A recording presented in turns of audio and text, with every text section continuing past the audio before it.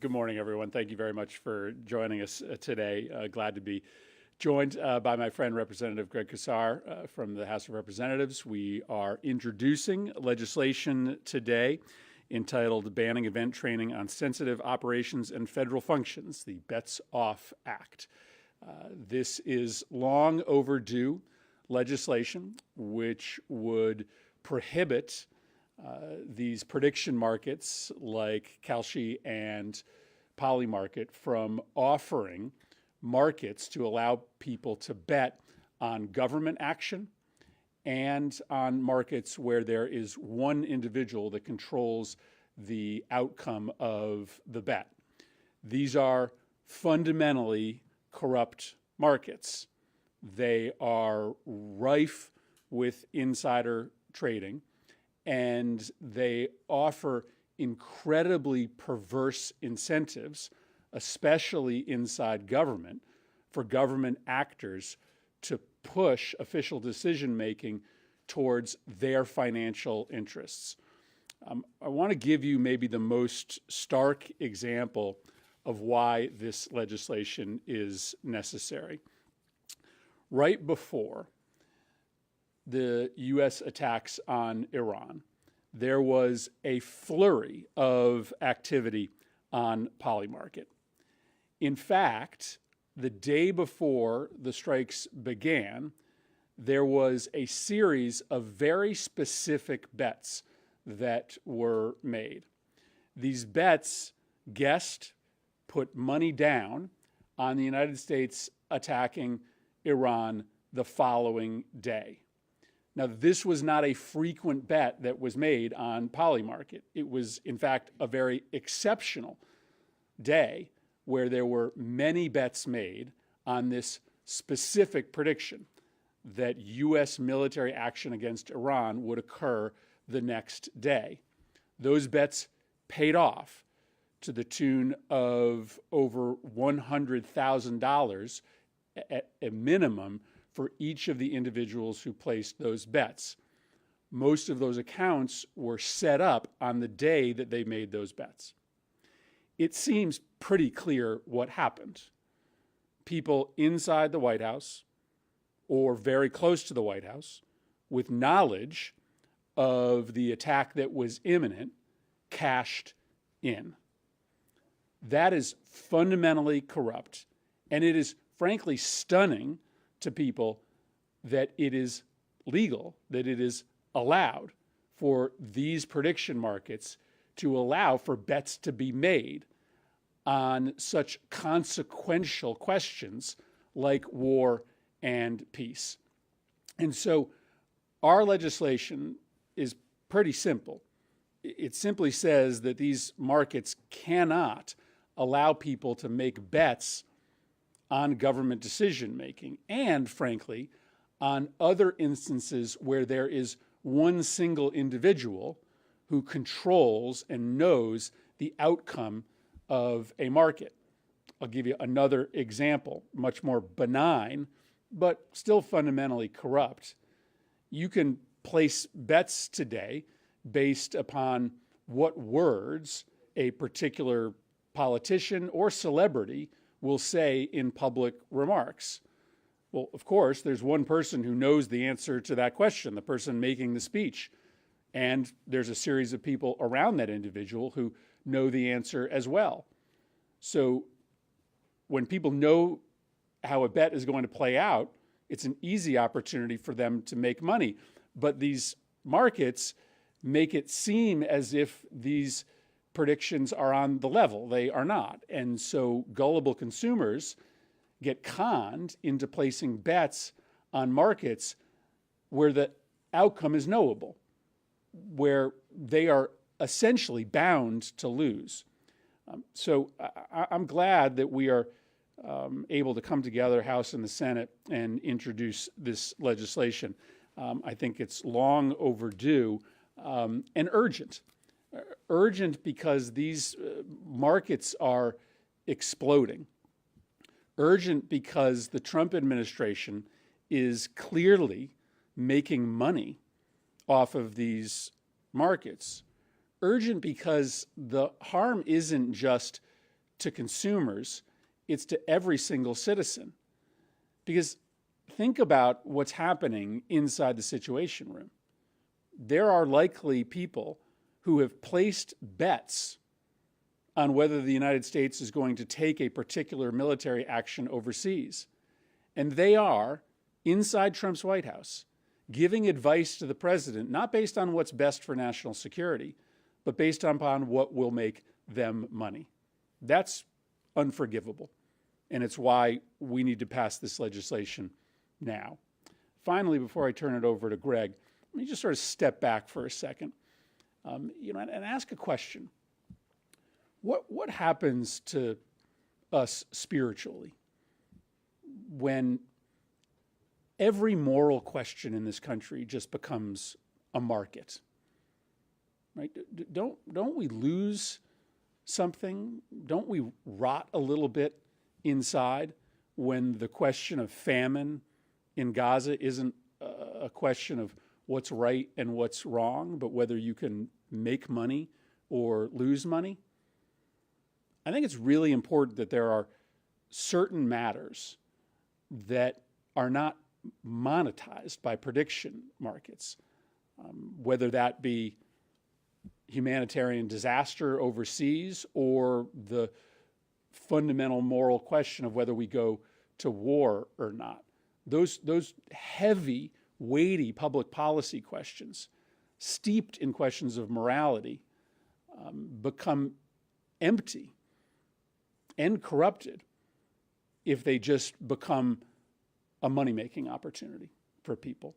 So I'm glad to be here introducing this legislation. I hope that there'll be bipartisan support. Obviously, there's a flurry of these bills being introduced right now because the activity is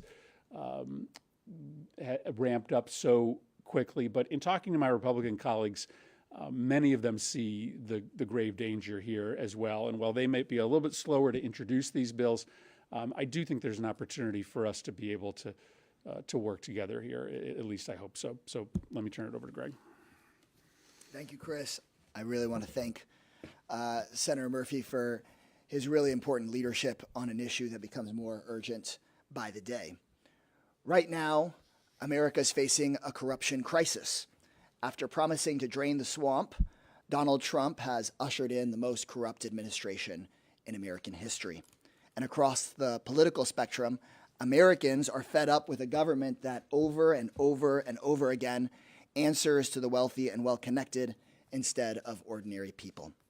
This bill is about cracking down on one of the most dangerous new venues for government corruption, and that's in prediction markets. On the day before the Iran war, 150 accounts placed highly unusual bets on Polymarket that the war would start the next day. 109 of those accounts made over $10,000 betting on the war. 16 made over $100,000, and one person made nearly $500,000. $500,000 from betting on the start of a war that has cost billions of taxpayer dollars, over a dozen lives of U.S. service members, and countless more civilians. While working class kids were getting sent to fight and die in the Middle East, others were cashing in, and they either got very lucky or they were privy to very secret inside information. I expect most Americans don't need a list of the reasons why this is wrong and dangerous, but let me give you just a few. We shouldn't live in a country where someone's sitting in the Situation Room making decisions about whether to invade or to bomb, decisions about war and peace, life and death, that those decisions could be driven by the fact that they have hundreds of thousands of dollars riding on the decision. We shouldn't live in a country where government officials or well-connected people can make money off of secret information that is supposed to be used in the public interest. And we shouldn't live in a country where a foreign power can guess what Donald Trump is going to do next by going to a betting market. While we don't know the names of the people who, with insider information, correctly bet on the Iran war, we do know that, like with basically every other corruption story in Washington, D.C., that the Trump family is getting a cut. Donald Trump Jr. is an investor in Polymarket, a paid advisor to Kalshi, and he's starting to work on Truth Predict, the Trump's very own corruption machine in prediction markets. Needless to say, I don't think this administration is going to be cracking down on this form of corruption anytime soon, since they're cashing in on it. The potential for corruption in these markets goes well beyond wars, and so does our bill. No one would join a poker game where one player gets to know what's in every other player's hand. No one would sit at a craps table where one player gets to pick how the dice land. But that's how many prediction markets today work. From the Super Bowl halftime show to the length of a White House press conference, people are allowed to bet on events where someone knows and already controls the outcome. And when that happens, these markets become just another avenue for the powerful and well-connected to screw over everyone else. If you bet on who's performing at the Super Bowl halftime show and lose your money to someone who controlled the answer, you're getting ripped off. And the people at the very top are making money off of it. And that's wrong. The CEOs of this company have made clear that they want to go even further, to an America where the entire country is a casino and the rich and the powerful always win. Congress must act before we get there. I want to thank Senator Murphy again for his great leadership on this issue, and my House colleagues who are helping co-lead the bill with me, Gabe Amo and Yasmin Ansari. Thanks so much, and I'll turn it over to you, Chris, or to y'all for questions. Questions? Yeah, go ahead. It's pretty well documented what online gambling is doing to Americans' wallets, especially young men. So why limit this to corruption or manipulation? Why not just ban it outright? So there are a number of different pieces of legislation that are being introduced as we speak. I hope that we will take a comprehensive look at the way that prediction markets are rigging our entire economy and government action. So I know there's legislation that will be introduced to restrict prediction markets in sports betting. Senator Merkley has legislation that would restrict the way that prediction markets can offer bets on elections. So I think there'll be a suite of pieces of legislation that will allow us to take a more comprehensive look. For my part, this bill doesn't cover the waterfront in terms of what is concerning in these markets, but this seems to be the most urgent problem right now because there is such obvious deep corruption happening inside this White House. And as Greg pointed out, this White House and the friends and family of the president are clearly making a mint off of these corrupt prediction markets. Yeah, we can debate at length how we handle prediction markets generally, but at a minimum, shouldn't we be able to agree that somebody shouldn't be able to place 17 bets on the halftime show and win all of them? I mean, to me, that seems like a place where Democrats, Republicans, everybody can come together and say, that's nuts. So we should, at a minimum, be able to pass my bill here with Senator Murphy. Setting aside the government actions portion of this, I mean, as you both know, that this would also ban betting on things like the Oscars, Super Bowl halftime show. Obviously, there are insider trading risks there that you spoke about, but also, I mean, these sorts of things are growing very much in popularity. A lot of Americans like placing these bets. I'm just curious if you wonder, or are you worried at all about ending up on the wrong side of public opinion by going after those things? Well, I'll let you say a version of what we were talking about in the other room. I do think there's an assumption from the public that these markets are not rigged. I mean, wouldn't the government protect consumers from markets that were transparently rigged? And to another point that Greg has made, the people who benefit in these markets are always the powerful. I mean, let's be honest.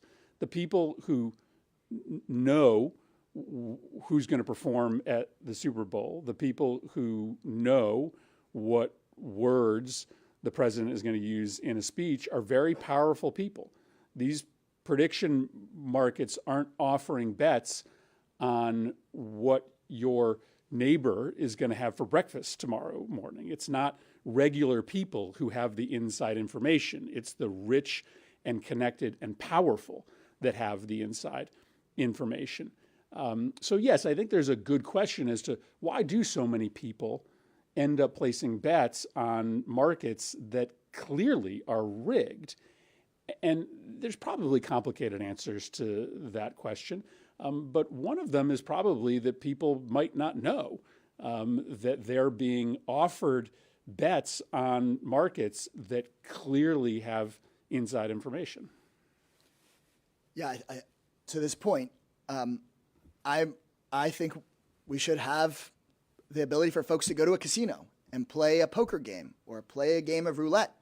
But we have rules that say the house cannot rig the poker game. So when people get on their phone and see these prediction markets, they expect that there are rules to make sure the game isn't rigged against them. And so I think that voters would clearly stand with us saying, we want to make sure that you aren't betting on a rigged poker game. You had mentioned there's a flurry of bills already on this, so I just wanted to clarify that this is more so on stipulating what kinds of bets and trades there are and not on the regulatory side of it, because I think Senator Blumenthal has a bill on wanting to go back to states and not just being housed completely federally with the CFTC, so just wanted to clarify the difference. Yeah, I mean, there's a variety of ways that you could approach this question. Obviously, you could put, and we should put, penalties on individuals who work for the government who are placing bets on these markets with inside information. But this legislation is simpler and broader in that it just simply says these markets should not exist in cases where the market is clearly rigged because there's an individual inside government who knows and controls the outcome, or there's a private individual who knows and controls the outcome. And listen, I mean, there will still be an infinite number of places where people can make bets. What we're saying is that when the market is inherently and almost certainly rigged, that should be a place where people are protected from what is, pretty regularly outright fraud. This is for either of you, but you mentioned this earlier, Representative Casar, about this is an issue that both sides can get behind. But it seems that this bill and all the other bills proposed on prediction markets have been led by Democrats. Have you reached out to your Republican colleagues on this? And if so, do they seem amenable to working with you on this? Listen, I think that this is a really hard issue for Republicans right now because their cult leader is cashing in off these prediction markets. I just want to be honest. I mean, right now, there's not a lot of evidence that Republicans are willing to stand up to President Trump when he's making money corruptly. I mean, obviously, this is just one of many ways in which every single day the president is cashing in on his position. Republicans weren't willing to stand up and say the gift of a luxury plane by a foreign government was wrong. Republicans weren't willing to stand up and say the offering of a meme coin so as to facilitate secret payoffs to the president was wrong. They haven't been willing to say that the kids sitting on all sorts of corporate boards that are surprisingly getting massive new government contracts is wrong. And they probably won't say that the people surrounding the president making money off of decisions of war and peace is wrong. But, our hope is that Donald Trump won't control that party forever. Maybe we'll be able to make a breakthrough in the short run, but I do think in my private conversations with Republicans, they recognize that these markets are inherently corrupt. And let's start having the conversation now so that eventually, under the right circumstances, we might be able to protect people. Yeah, well, exactly. No, I just wanted to comment on the Trump family's other side deals since the start of the war.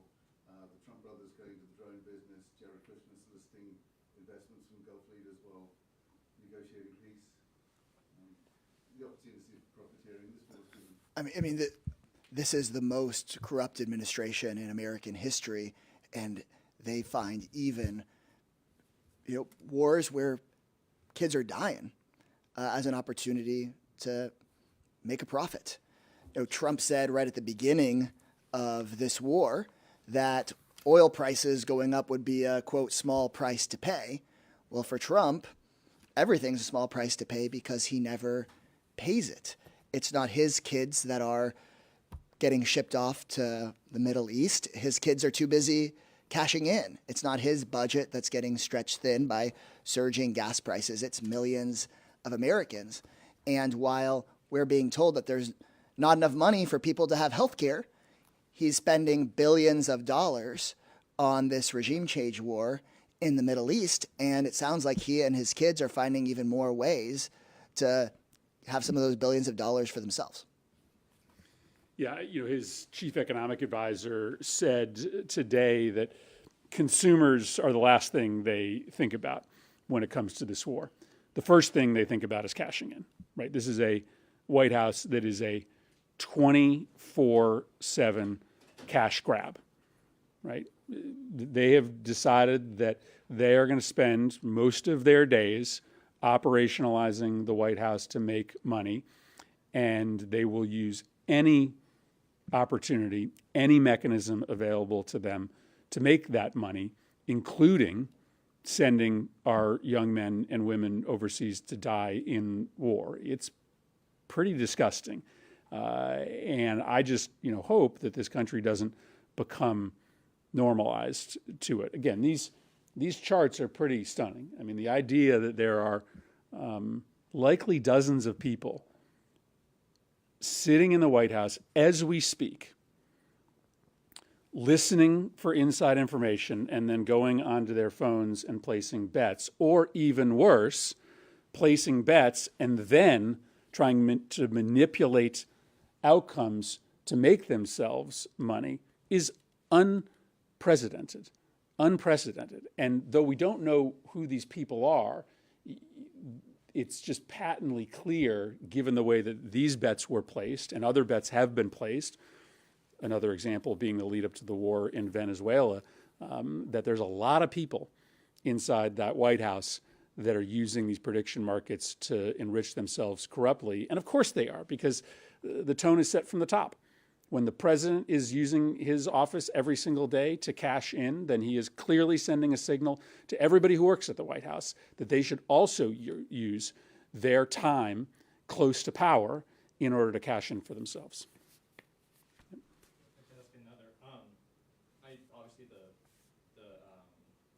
It's a ban on non-financial government actions. And you have some language in here where, if the underlying characteristic of the action is not financial, commercial, or economic. I guess, could you speak a little bit to the carve out there with financial? Yeah, so, there are legitimate markets that have existed for a long time in which individuals are essentially placing bets on government action. For instance, bets, trades made based upon which way you believe the Federal Reserve will move interest rates. So we do try to carve out protection for existing mainstream financial markets under this bill. What we're really trying to get at are these new prediction markets based on non-financial decisions made by the federal government. So, all right, great. Thank you, everybody. Appreciate it. Thanks, y'all. Thank you.